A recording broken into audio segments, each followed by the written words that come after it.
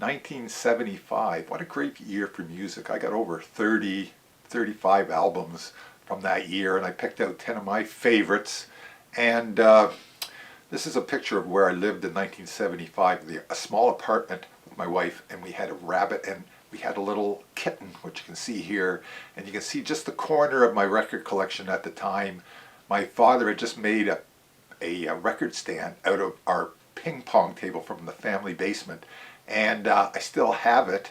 And you can see my amplifier at the time. It was a Heath kit, which my father put together for me. He was an electronic wizard kind of guy.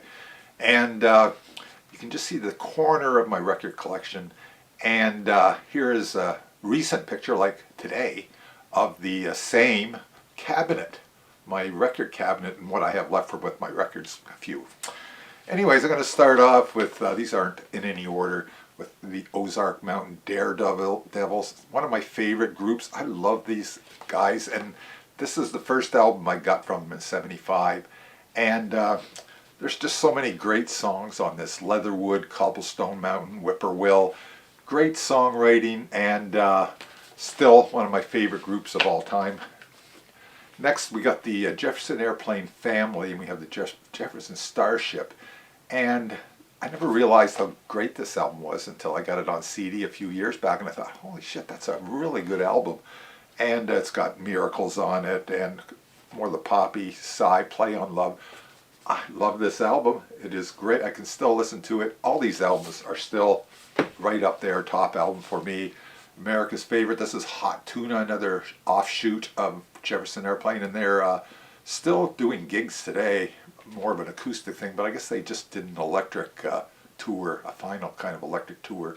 And this is their hard-edged rock blues, which I always loved. I had a Hot Tuna t-shirt, which I made myself out of went into a mall one time, and they had a place where you could put on letters on your t-shirt. So I had a black t-shirt, and I still got it. It's not much left to it. It's all paper thin. You can see through it. But anyways, then I go to Neil Young, one of my favorite Neil Young albums, Zuma, Cortez the Killer. I think that's one of his better songs. This sort of combines light and heavy of Neil Young, so it's a nice contrasting album. And then I'm going to switch the CDs. I had all these on album, but they're all long gone, of course.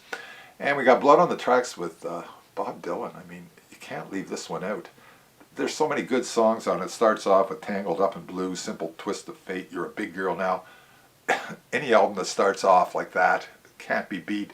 There's one song on side 2 when I had the album, Lily, Rosemary, and the Jack of Hearts. Wasn't crazy about that one, but everything else makes it top 10 for me. Pink Floyd, of course. We got Wish You Were Here.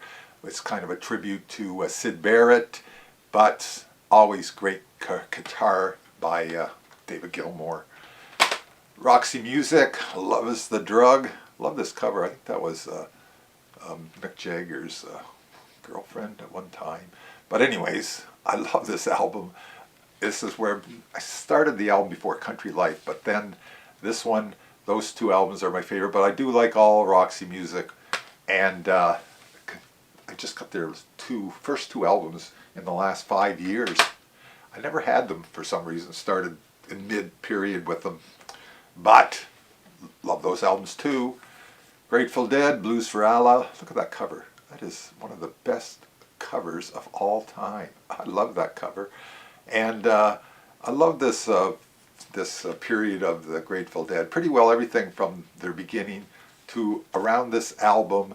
There might have been one more after this, but after that, Terrapin Station, I think that was after.